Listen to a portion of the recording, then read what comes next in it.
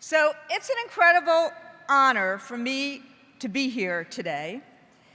And from the moment Lily spoke at the AFT convention, just after she was elected as your president, I've watched her take on the powers that be. And I can assure you, from this NEA member's standpoint, that you have no better champion. And I am proud to stand shoulder to shoulder with you, Lil. But actually, if I was going to be completely accurate, it's more like I'm standing with my head at your shoulder. And while we usually see eye to eye on things, I think my eyes basically only come up to your chin. Exactly. Okay, enough with the short jokes. And that's after I'm wearing like 3-inch heels today. So the last time an AFT president addressed the NEA-RA was in 1997 when Sandy Feldman was here. Now, Sandy, who was my mentor, really championed the idea of our two unions cooperating, even merging. I am not starting a rumor. But if she was alive today, she would be really pleased that we're working together. And Lil always teases about the fact that this AFT president is also an NEA member. But I might add that I happened to be in this amazing hall in Colorado last year, but not as a delegate, but as a Rebbitzin. For all you who don't know what that word means, I know we have internet, use Google. As Lily and Alberto were married by my partner, Rabbi Sharon Kleinbaum. And if Sharon was here today, she would tell me to say to both you and Alberto, "Hola, yo envío mi amor." Now, as Lily proclaimed at AFT's convention, well-behaved women don't make history. And Lily, Becky, and Princess, please know that Loretta, Mary Catherine, and I look forward to making history with you with a lot of misbehaving. And that's right, both our unions are led by women, and none of us are particularly well behaved. But enough about us. I want to use this opportunity to thank you for everything you do to help every child succeed, to the unparalleled passion and dedication represented by the sea of faces in front of me, the sea of activists who do every single thing in America to help all children achieve their dreams.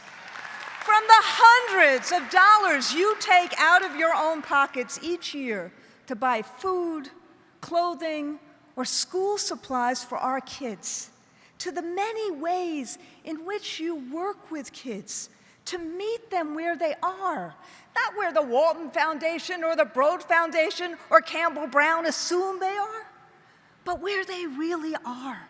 That's what you do. You wake up every morning, think of ways to lift kids' hearts, to see their souls, to mold them so they not only dream their dreams, but achieve them. That's who you are. And that's why I'm so grateful to share with your leadership the honor of representing the soul of the United States of America. Now, AFT and NEA may take different roads, but we head to the same destination. We're all fighting to reclaim the promise of America, That promise means you can send your kids to a great neighborhood public school that is safe, collaborative, and child-centered, not test-obsessed. The promise means you can give your kids the advantage of a college education without incurring crippling debt. When you get sick, you'll get good health care. You'll be treated fairly at work, getting a real raise every once in a while. And the professional respect you deserve for the work, the righteous work that you do. It means you won't have to choose between your job and taking care of a sick child or an aging parent. It means, regardless of sex, creed, race, or religion, you will be free from discrimination. And it means, after a lifetime of work, there will be a retirement with dignity. Today, that promise is under attack. In a battle that ultimately is about our economy, our democracy, and who holds the power. And as we fight back from the recession, it's clear our economy is not working for everyone. Frankly, you know the economy is out of whack when 25 hedge fund managers make more than every kindergarten teacher in this nation combined. Sadly, for too many working families, the American dream is out of reach. Meanwhile, the rich get richer, and governments grow increasingly gridlocked as money drives politics. The Scott Walkers, the Koch brothers,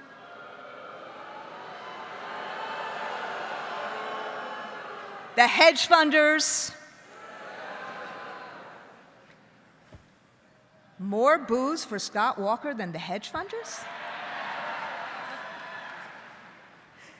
They all want to preserve today's status quo, a rigged trickle-down economic system. And a large part of their calculus has been to undermine unions. And you know why? Because we get in their way. They know when unions were at our peak, more workers, upwards of 50%, were in the middle class, shared prosperity. But now unions, as unions have declined, income inequality is at its highest since the Gilded Age. Sorry, once a social studies teacher, always a social studies teacher. So we're seeing an all-out war on workers and their unions. From state houses to courthouses, our opponents are trying to wipe us off the map. You know that, and I know that. Which is why it's so important to stand shoulder to shoulder. We don't have to always agree, but we can. As we've seen with both our merged states and our non-merged states, we can find ways to come together and win. In our merged states, North Dakota, Montana, Minnesota, Florida, and yes, my home state of New York, we've made progress. I guess they're over there. Take FEA. Where's FEA? Your Herculean efforts have actually reduced the impact of high-stakes testing on students and teachers alike. Yes, of course there's more to be done, but you made a real difference even with Rick Scott as governor. And nice it, when Governor Cuomo doubled down on high-stakes testing and tried to dump on teachers, you took him on. And first parents joined the fight. And then the public rallied with us. And now that governor, who is as poll-obsessed as he is test-obsessed, is still stunned by the way his numbers have plummeted. And what about our merged locals? Take Los Angeles. UTLA, in their Schools LA Students Deserve contract campaign, engaged both the community and our members, and won a contract where students got lower class sizes, and after 8 long years, teachers got a raise. And then There's Austin, Texas, where we've worked to bring everyone together, parents, teachers, administrators, community, to create community schools that meet the social, emotional, and health needs of our students and their families. And even in states, brothers and sisters, where we've been at odds, we're coming together. In Louisiana, we overcame past differences to combine forces and beat back an effort that tried to make it impossible for educators to use payroll deduction to pay their union dues. And in Michigan, together we're taking on the privateers, and we're seeing results in 2 suburban Detroit districts. And on a national level, and I know you're going to be talking about this a lot this week, we're on the cusp of overhauling No Child Left Behind.